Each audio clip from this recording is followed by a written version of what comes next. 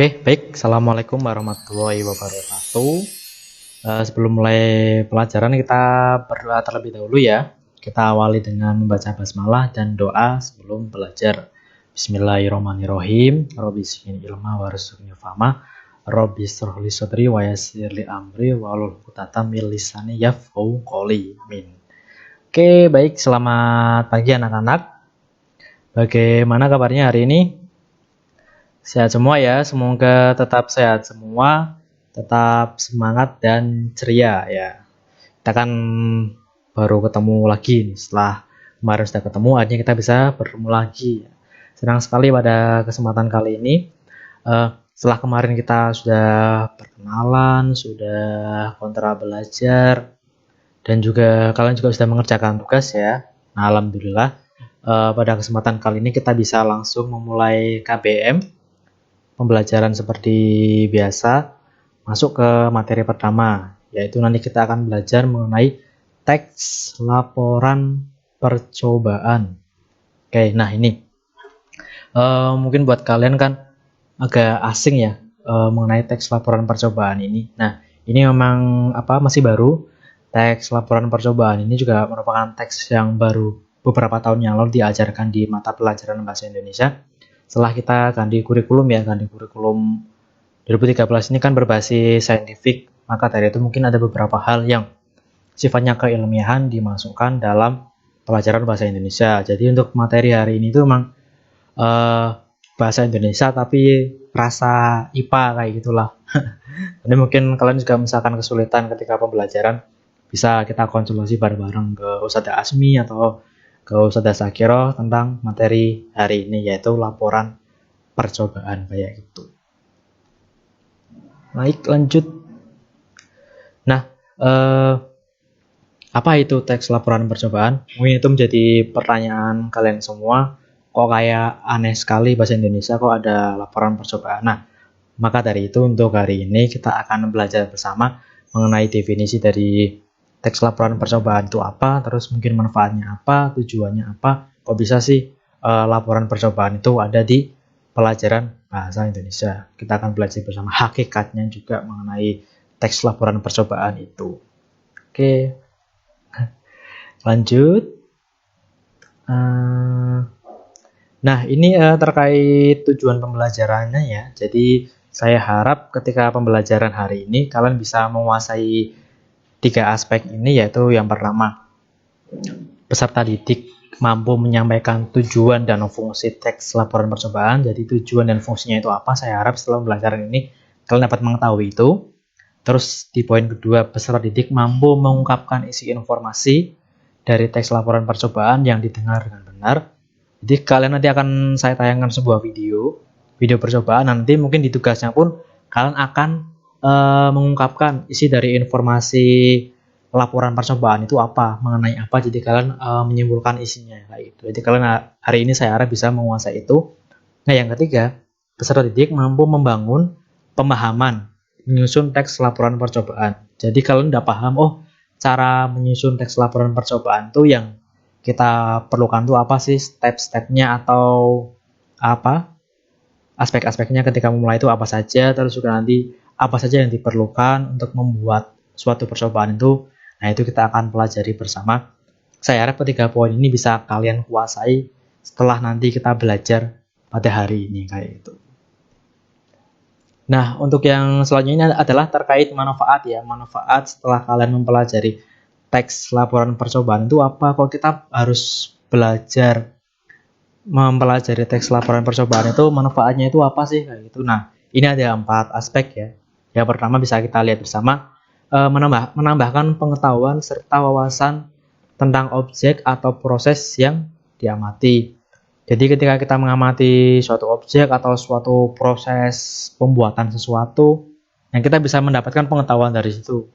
Misalkan kita mengamati suatu proses pembuatan sendal, kan kita akhirnya tahu, cara membuat sendal itu ternyata tidak sesimpel yang kita bayangkan. Mungkin kita lihat sendal jepit kan cuma sederhana kayak itu, tapi ternyata dalam proses pembuatannya itu memerlukan banyak waktu, tenaga, dan juga ini ternyata ada teknisnya, ada strateginya buat sendal yang bagus itu bagaimana, bahannya bagaimana, kan itu kan menjadi pengetahuan kita bersama.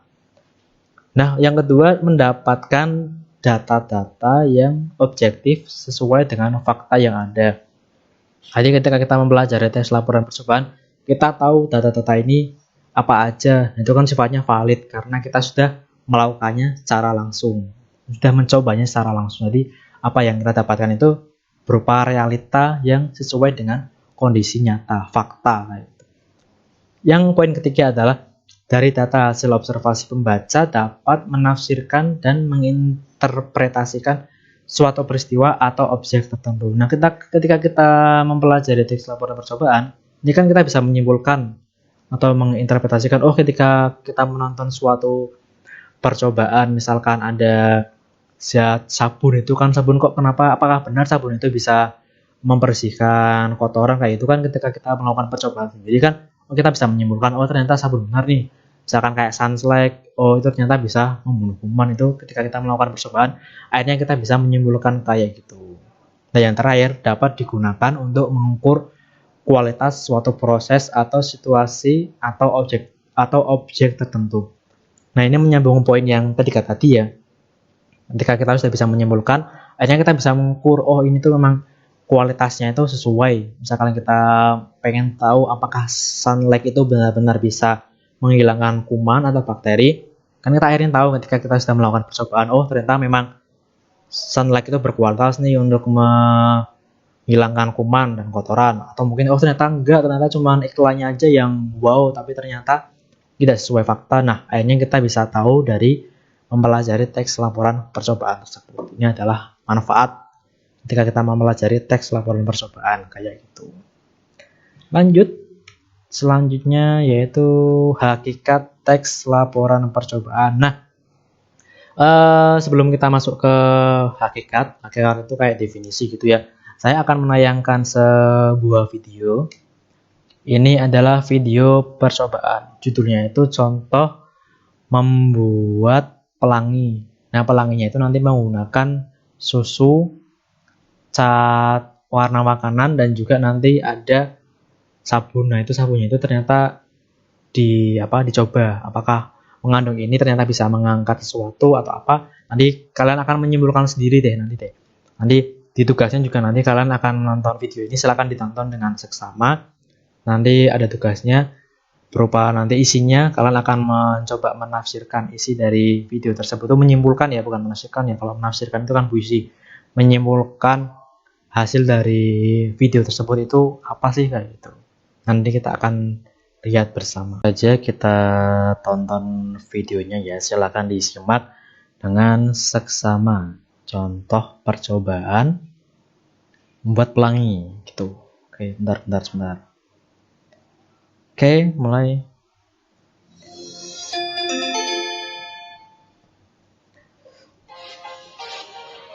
Itu susu.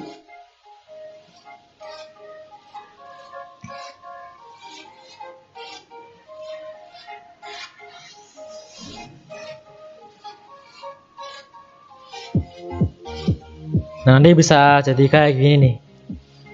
Jadi pelangi ya, ada efek-efek kayak pelangi rainbow gitu.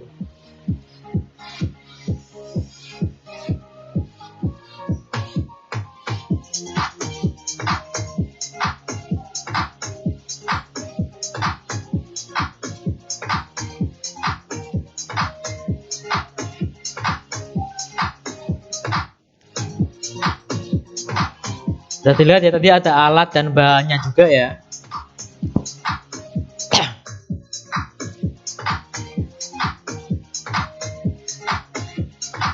Warna makanan.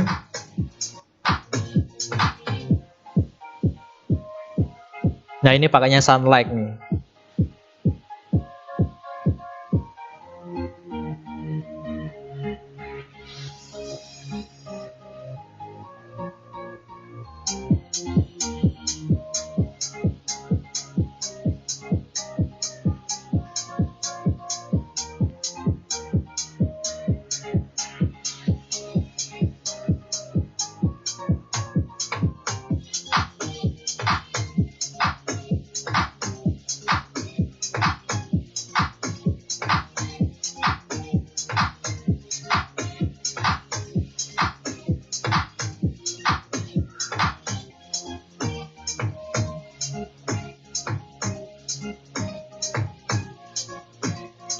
Jadi memang secara visual bisa kelihatan bagus gitu ya. Ada nilai estetikanya dari percobaan ini.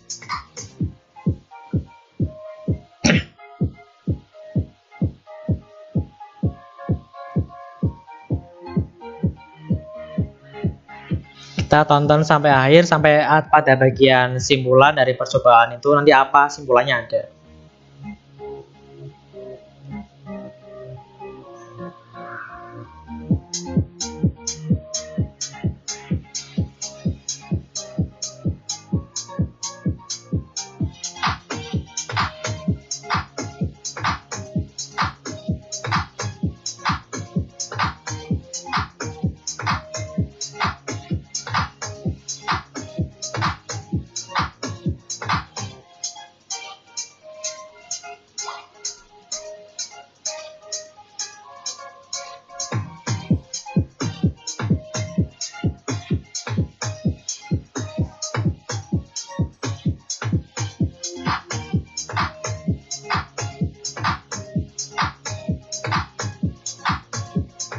Nah, ini simpulan ya.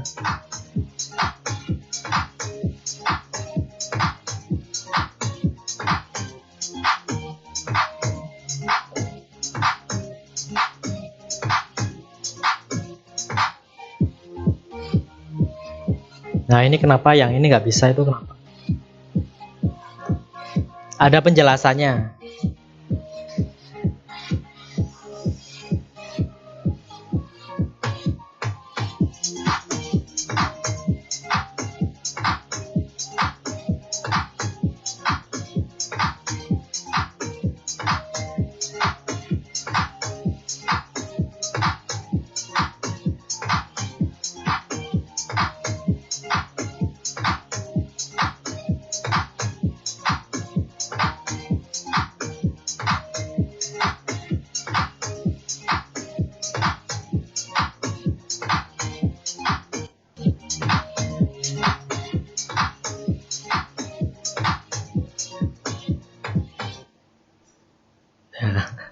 Jangan lupa subscribe ya. Saya juga karena ini ambilnya dari YouTube, jadi masih ada kayak gituannya. Nah, bagaimana anak-anak setelah kalian menonton video tadi? Sudah ada gambaran ya, apa namanya, informasi yang dapat kalian simpulkan, yang dapat kalian petik dari video tadi itu apa terkait laporan percobaan membuat pelangi. Sebenarnya membuat pelangi itu sebagai bagian estetikanya saja, tapi kan simpulannya kan bukan itu, tapi simpulannya adalah terkait percobaannya nanti. Ada yang berhubungan dengan saintifik dari percobaan tersebut. Nah, nanti silakan ada nanti di akhir pembelajaran akan saya sampaikan pertanyaan-pertanyaan yang berkaitan tentang video ini kayak gitu. Kita masuk ke slide selanjutnya. Nah, ini ya namanya kan teks laporan percobaan. Nah, ini kita akan mempreteli istilahnya ya, definisi kata-katanya satu persatu. Kita fokus ke pengertian dari laporan dulu, nanti pengertian dari percobaan, nanti digabungkan hakikat dari pengertian laporan percobaan itu apa. Nah, itu nanti di endingnya seperti itu. Nah, ini ada buah-buah, kalian saya harap sudah pada makan biar tidak pengen ya. Pertama adalah pengertian laporan. Laporan adalah segala sesuatu yang disampaikan seorang, baik berupa lisan atau tulisan, yang berisi kegiatan yang sudah dilakukan pada pihak yang meminta hasil kegiatan tersebut. Namanya laporan itu berarti kita semacam menyampaikan apa yang telah dilakukan, baik lisan maupun tulisan kayak gitu. Definisi dari laporan kayak gitu ya. Kita lanjut ke pengertian dari percobaan. Nah, ini pengertian dari percobaan ialah suatu bentuk kegiatan penelitian untuk menguji atau membuktikan suatu teori. Jadi emang nanti di teks kita itu endingnya adalah output dari pembelajaran ini adalah kalian akan membuat suatu percobaan. Nanti deh kalau udah di akhir pembelajaran teks ini ya, kalian akan membuat suatu percobaan yaitu berupa bentuk kegiatannya itu berupa penelitian untuk menguji atau membuktikan suatu teori. Nanti kalian baca-baca teori, oh misalkan apakah benar gak sih misalkan pohon apa namanya, buah pepaya itu ternyata bisa membuat pencernaan jadi lancar kayak itu. Nah, itu kalian akan menguji itu atau membuktikan itu. Karena ada teori kayak itu, apakah benar kayak itu, nanti kalian akan mengujinya. Itu yang dimaksud dengan pengertian dari percobaan. Buah itu ya pepaya ya, bukan mangga. Nah, ini ada buah lagi. Jadi begini, ini adalah pengertian teks laporan percobaan. Teks laporan percobaan ialah bentuk teks atau tertulis yang berfungsi untuk menyampaikan hasil kegiatan percobaan yang tujuannya menguji atau membuktikan teori. Berarti kalau namanya aja teks ya, berarti hasilnya itu adalah berupa tulisan. Jadi kalian melaporkan percobaan kalian dalam bentuk tulisan. Nah, seperti itu nanti output dari pembelajaran ini adalah kalian mampu menulis teks laporan percobaan.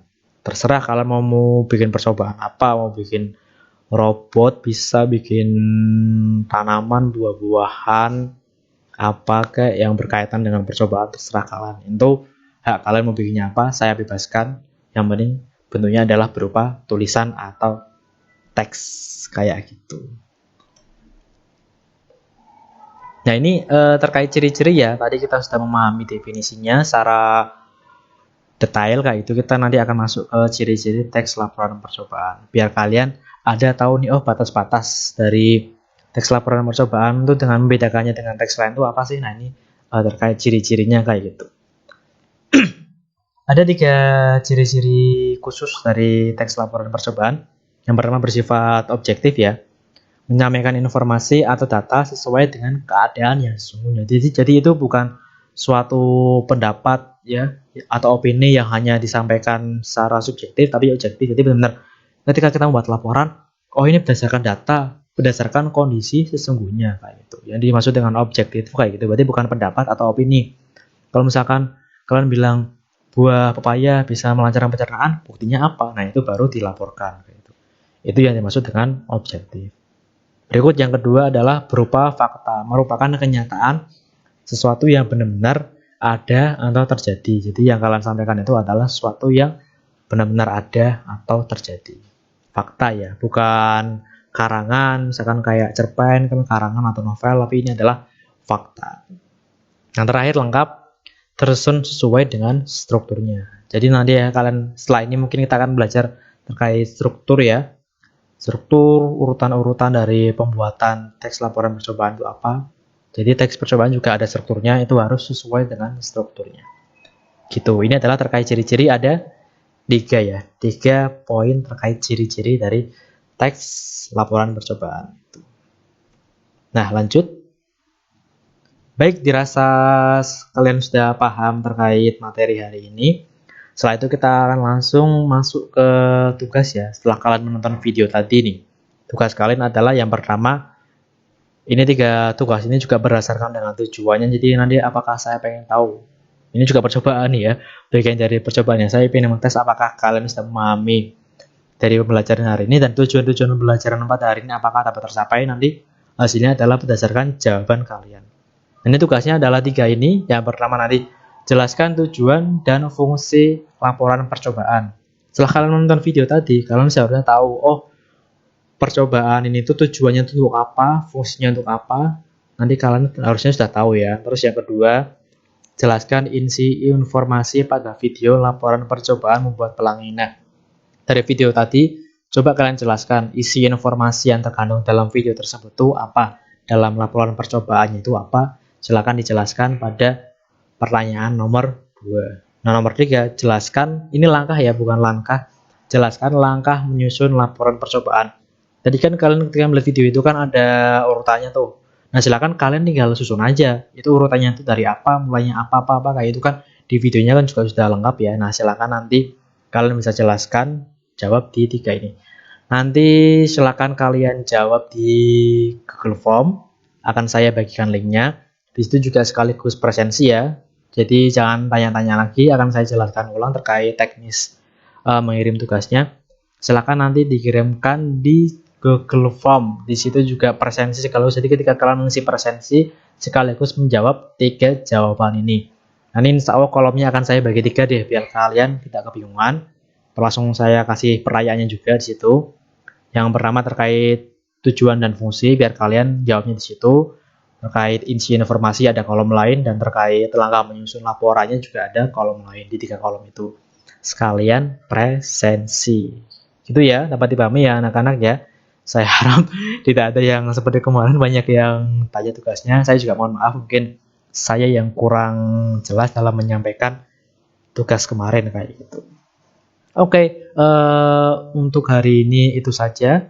Saya cukupkan. Nanti misalkan ada yang ingin ditanyakan, silakan bisa japri langsung, nggak apa-apa. Terkait misalkan kebingungan terkait materi hari ini, bisa ditanyakan ya.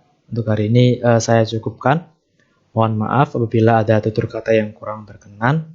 Atas perhatian anak-anak, saya ucapkan terima kasih. Mari kita tutup dengan doa penutup majelis. Subhanakallahumma wa bihamdika asyhadu an la ilaha illa anta astaghfiruka wa atubu ilaik. Baik, saya akhiri. Wassalamualaikum warahmatullahi wabarakatuh.